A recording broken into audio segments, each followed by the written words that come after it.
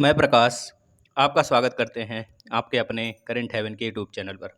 दोस्तों, आज है 16 जून। 16 जून 2021 से जितने भी इम्पोर्टेंट करंट अफेयर के क्वेश्चन बने हैं उसके साथ हम डिस्कस करेंगे स्टैटिक जीके और प्लस फैक्ट उसके। तो आप लास्ट तक बने रहिएगा और डेली सेशन को फॉलो करिए दोस्तों। एक दिन 2 दिन फॉलो करने के बाद कुछ बच्चे होते हैं छोड़ देते हैं, तो रेगुलरिटी बनाएंगे तभी जाकर आपको कुछ दिनों में अपने आप में खुद चेंजेस देखने को मिलेगा।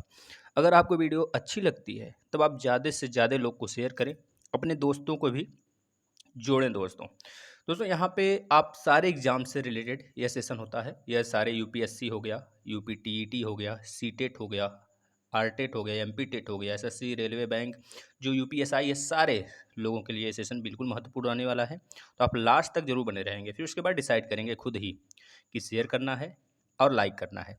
आज का पहला क्वेश्चन, हाल ही में कोविड-19 के रोगियों के लिए किस बैंक ने लॉन्च किया कवच पर्सनल लोन योजना?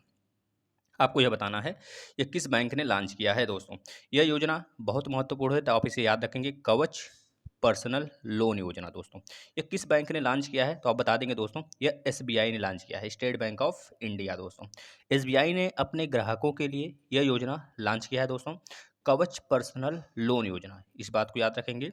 इस योजना के तहत क्या हो सकती, मतलब क्या सुविधाएं दी जाएंगी इसके ग्राहकों को, तो बता देंगे दोस्तों, 60 महीने के लिए यानी कि 60 महीनों के लिए 8.5%, याद रखेंगे, 8.5% प्रतिवर्ष की ब्याज की दर पर 5 लाख रुपए तक का ऋण आप वहां से ले सकते हैं, जिसमें 3 महीने का मोहलत भी दिया जाएगा। जैसे आपने ले लिया 1 साल के लिए, तो आपका जो वह लोन होगा 13, मतलब कि 12 महीने के लिए तो होगा, प्लस 3 साल और ऐड कर लीजिए, मतलब 15 महीने में आप उसे चुकता करेंगे। जैसे 60 महीने का मान ले लीजिए ले रहे हैं आप, जब 60 महीने का ले रहे हैं तो हर एक साल के आगे आप 3 साल 3 3 महीने नहीं ऐड करेंगे, जितने समय के लिए लेंगे उससे आप 3 महीने और अधिक ले लीजिए समय, उतने दिन में आपको वह चुकता कर देना है दोस्तों।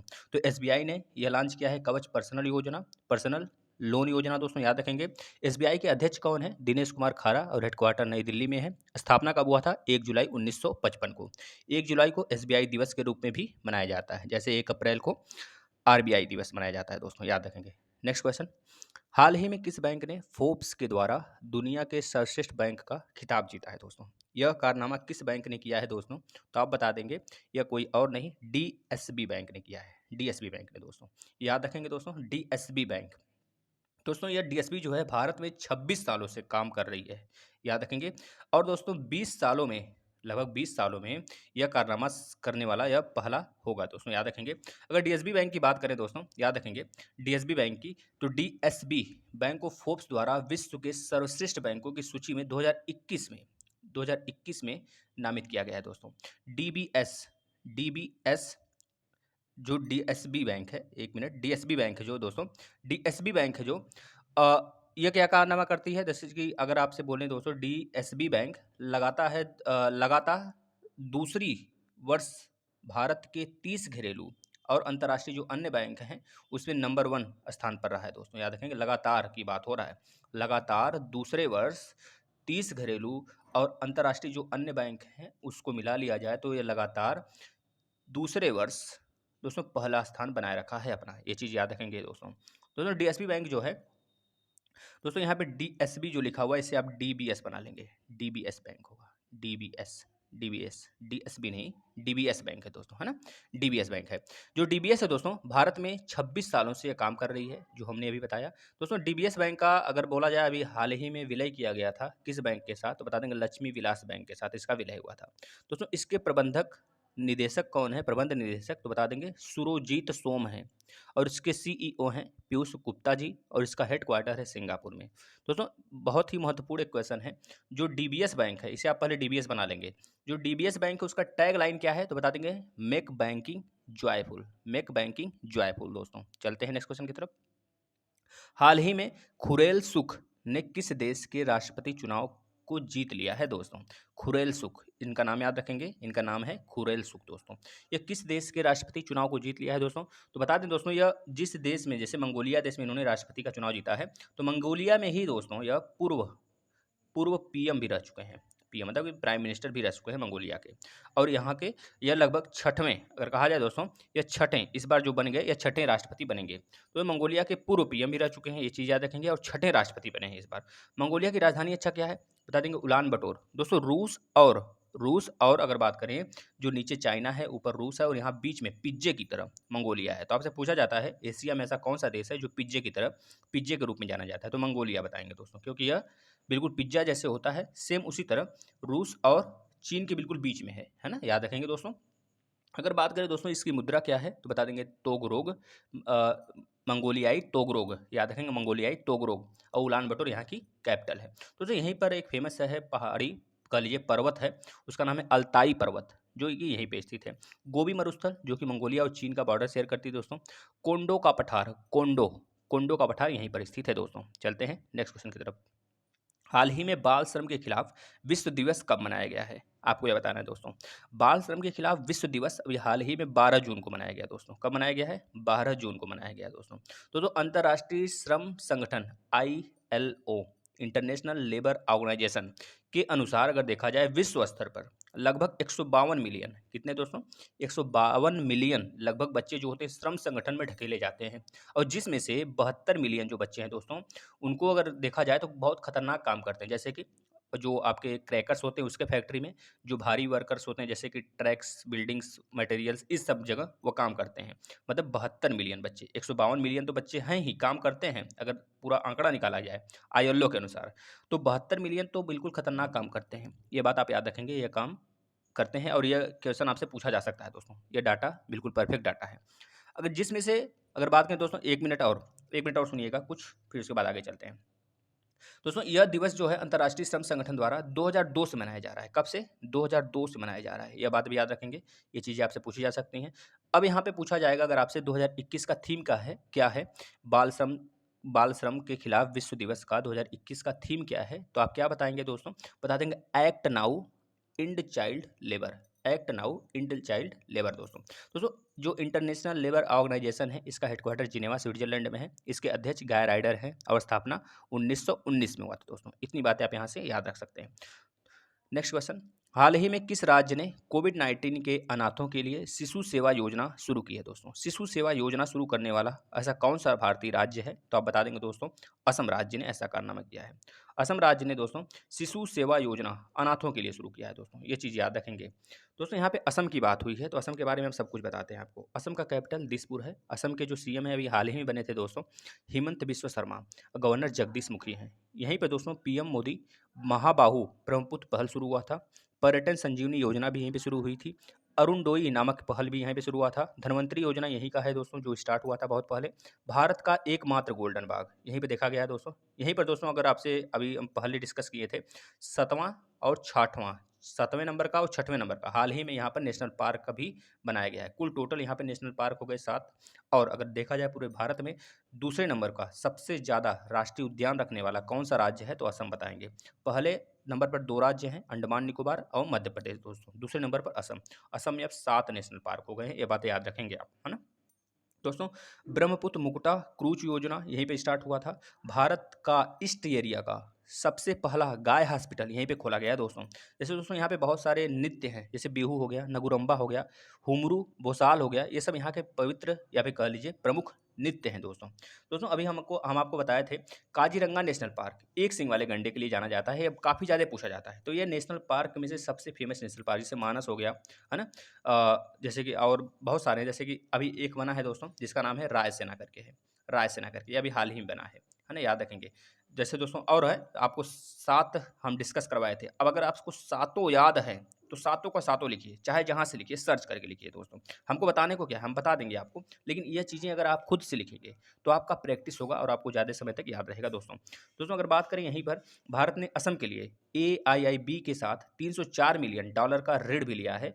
304 मिलियन डॉलर का ऋण का समझौता किया है दोस्तों, किसके लिए, असम के लिए, असम के कह लीजिए कि उत्थान के लिए दोस्तों। अगर बात करें दोस्तों यहीं पर IS अधिकारी पारुल देवीदास का निधन हुआ था अभी हाल ही में। यहाँ की लोकसभा सीट है 14, विधानसभा सीट है 126 और राज्यसभा सीट है 7। इसकी स्थापना दिवस कब मनाया जाता है असम का, तो बता देंगे 15 अगस्त 1947 को दोस्तों, है ना। चलते हैं नेक्स्ट क्वेश्चन की तरफ। हाल ही में किस देश की नेवी बना रही है अपना पहला फुल्ली स्टील वारशिप दोस्तों, काफ़ी ज़्यादा इंपॉर्टेंट है ये क्वेश्चन आपके लिए, क्योंकि फुल्ली स्टील वारशिप बनाने वाली सबसे पहली नेवी किस देश का है दोस्तों? बता देंगे रूस देश का है। रूस हमेशा आए दिन कारनामा करता रहता है दोस्तों, तो बता देंगे इसका राइट आंसर रूस होगा। अब रूस का बात हुआ है तो पहले रूस के बारे में चर्चा कर लेते हैं। रूस के पीएम मिखाइल मिशुस्तिन है दोस्तों, राष्ट्रपति व्लादिमीर पुतिन है, राजधानी मॉस्को और यहाँ की मुद्रा रूसियन रूबेल, याद रखेंगे दोस्तों। अगर दोस्तों रूस की बात हुई है तो रूस के बारे में बहुत सारी चीज़ें हम आपको बताते हैं। जैसे यहाँ पर दोस्तों एक डॉन नदी बहती है, डॉन नदी याद रखेंगे, यहीं पर एक डॉन नदी बहती है। और दोस्तों अगर यहाँ बात करें, यहीं पर अगर बात करें दोस्तों, कैस्पियन सागर में मिलती हुई एक सबसे बड़ी ओल्गा नदी, रूस की सबसे बड़ी नदी या फिर पूरे यूरोप की सबसे बड़ी नदी वोल्गा रिवर, जो कि कैस्पियन सागर में मिलती है दोस्तों। डॉन नदी भी कैस्पियन सागर में ही गिरती है दोस्तों। दोस्तों आपको पता होगा सबसे गहरा झील बैकाल झील रूस में ही स्थित है दोस्तों, याद रखेंगे। दोस्तों बर्खोयास्क पर्वत पहाड़ी, आपने सुना होगा पर्वत श्रेणी या फिर पर्वत पहाड़ी, यहीं पर स्थित है दोस्तों। दोस्तों स्टैन वाय पर्वत श्रेणी यहीं पर स्थित है दोस्तों। एक और है चेट्स कोगो करके है, चेट्स कोगो पर्वत पहाड़ी है, यहीं पर स्थित है दोस्तों। एक और पर्वत श्रेणी है जो आपसे पूछा जाता है, चुकोट्सक, चुकोट्सक पर्वत श्रेणी दोस्तों यहीं पर स्थित है। एक और है दोस्तों जिसका नाम है कोलिथीमा पर्वत श्रेणी, जो कि यहीं पर स्थित है दोस्तों। दोस्तों अकोष्टक सागर से भी इसका बॉर्डर शेयर होता है, याद रखेंगे। पूर्व साइबेरिया सागर से इसका बॉर्डर शेयर होता है। कह लीजिए जो आर्कटिक सेक्टर वाला है हमारा ऊपर का पोर्शन नॉर्थ पोल का, इसका आधा से ज़्यादा मतलब कि साइबेरियन एरिया इसमें 50% कह लीजिए कि पूरा स्थित है साइबेरियन एरिया, जहाँ पे लोग रहते नहीं हैं। तो पश्चिम वाले इलाके में इसमें कह लीजिए रूस में लोग रहते हैं, जो कि यूरोप में पड़ता है ना। याद रखेंगे इतनी बातें। यहाँ से चलते हैं नेक्स्ट क्वेश्चन की तरफ।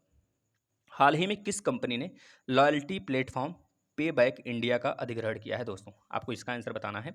इसका राइट आंसर क्या हो जाएगा दोस्तों? भारत पे, भारत पे। अब भारत पे के बारे में बात हुआ है तो भारत पे के जो प्रमुख हैं, प्रमुख अधिकारी हैं, बता देंगे अशनीर ग्रोवर। हेडक्वार्टर नई दिल्ली में है, स्थापना 2018 में हुआ था दोस्तों। इतनी बातें आप यहाँ से याद रख सकते हैं। चलते हैं नेक्स्ट क्वेश्चन की तरफ। हाल ही में यूएन ब्यूरोक्रेसी प्रमुख 1 साल के लिए किसे बनाया गया है दोस्तों? 1 साल के लिए यूएन ब्यूरोक्रेसी के प्रमुख किसे बनाया गया है? तो बता देंगे दोस्तों के नागराज नायडू, के नागराज नायडू को यूएन ब्यूरोक्रेसी के प्रमुख 1 साल के लिए इनको चुना गया है दोस्तों। अगर बात करें, नायडू संयुक्त राष्ट्र में भारत के उप स्थायी प्रतिनिधि भी हैं, याद रखेंगे दोस्तों। ये भारतीय विदेश सेवा आईएफएस फॉरेस्ट सर्विस जो होता है उसके अधिकारी भी हैं दोस्तों। इतनी बातें यहाँ से याद रखेंगे। चलते हैं नेक्स्ट क्वेश्चन की तरफ। हाल ही में किसे मिला एशिया पैसिफिक उत्पादकता चैंपियंस का पुरस्कार दोस्तों? तो बता देंगे ये गुजरात के सहकारी दुग्ध विपणन संघ यानी कि अमूल के प्रबंधक निदेशक हैं। इनका नाम है दोस्तों, याद रखेंगे, आर एस सोढ़ी। क्या नाम है? R S Sodhi. R S Sodhi ji को यह एशिया पैसिफिक उत्पादकता के लिए, मतलब गुड उत्पादन, मतलब गुड्स जितने भी होते हैं उसकी उत्पादकता क्वालिटी के लिए इनको दिया गया है, आर एस सोढ़ी को दोस्तों, एशिया पैसिफिक उत्पादकता चैंपियंस का पुरस्कार दोस्तों, याद रखेंगे। दोस्तों अगर बात करें 20 वर्षों के बाद, 20 वर्षों के बाद, कल 20 वर्षों के पहले एक बार भारतीय को मिला था, लेकिन 20 वर्षों से अभी किसी को नहीं मिला है, तो यह 20 वर्षों के बाद पाने वाले पहले भारतीय हैं दोस्तों, एशिया पैसिफिक उत्पादकता। अब यहाँ पे गुजरात की बात हुआ क्योंकि ये गुजरात में है, गुजरात के हैं यह। तो गुजरात की बात हुआ तो गुजरात के बारे में आपको गुजरात का कुछ बायोग्राफी बताते हैं, मतलब कि ज्योग्राफी बताते हैं आपको। बायोग्राफी ज्योग्राफी कुछ भी कर लीजिए। गुजरात का बताते हैं। गुजरात का कैपिटल गांधीनगर है, सबको पता है दोस्तों। दोस्तों इतिहास में मौर्य, गुप्त, प्रतिहार आदि राजवंशों ने यहाँ पे शासन भी किया है। यहीं पर स्थित है सोमनाथ टेम्पल, जिसे महमूद गजनवी में लूटा था दोस्तों। गुजरात का गठन 1 मई 1960 को हुआ था दोस्तों, भाषाई आधार पर। किससे अलग होके? महाराष्ट्र से अलग होके। गुहार मोता, गुहार मोता 68 डिग्री 7 मिनट पूर्व गुजरात में ही स्थित है दोस्तों। भारत का सुदूरतम पश्चिम बिंदु है, जो कि पश्चिम पाकिस्तान से बॉर्डर शेयर होता है। गुजरात राज्य की बड़ी रिवर, सबसे बड़ी रिवर की अगर बात करें, जैसे साबरमती हो गया, माही हो गया, नर्मदा, ताप्ती, ये सब है। छोटी नदियों में कौन कौन से आ जाते हैं? जैसे बनास है, सरस्वती, दमन गंगा, यह सब है। कर्क रेखा इस राज्य के उत्तर सीमा से होकर गुजरती है दोस्तों, जो कि 24 किलोमीटर की यात्रा तय करती है राजस्थान में, और भारत के 8 राज्यों से होकर गुजरती है कर्क रेखा दोस्तों। कर्क रेखा को काटने वाली 2 बार कौन सी नदी है? तो बता देंगे माही रिवर है दोस्तों, जो कि गुजरात मध्य प्रदेश से होते हुए आपके कह लीजिए कि पश्चिम की तरफ चली जाती है दोस्तों। महात्मा गांधी जी का जो जन्म हुआ था, जन्मस्थली पोरबंदर यहीं पर स्थित है। साबरमती के मुहाने पर माल बैंक नामक एक जगह है दोस्तों, जो कि मत्स्य मतलब कि मछली के लिए बहुत ज़्यादा प्रसिद्ध है। माही खंबात की खाड़ी में गिरने वाली एकमात्र नदी है, जो कि कर्क रेखा को 2 बार काटती है, हमने अभी बताया आपको। गुजरात में ही स्थित है दोस्तों पाकिस्तान और भारत का विवादित क्षेत्र, जिसका नाम है सर क्रीक दोस्तों, याद रखेंगे। यहाँ गिरिनार की पहाड़ियाँ भी फैली हुई हैं दोस्तों। कांडला बंदरगाह, जो कि एक ज्वारी बंदरगाह है दोस्तों, गुजरात में स्थित है। गुजरात का सूरत सूती वस्त्र उद्योग के लिए जाना जाता है। लोथल बंदरगाह सिंधु घाटी सभ्यता का यहीं पर स्थित है। आनंद जिला जो कि डेयरी उद्योग के लिए स्थित है, प्रसिद्ध है दोस्तों, जो कि गुजरात में ही है।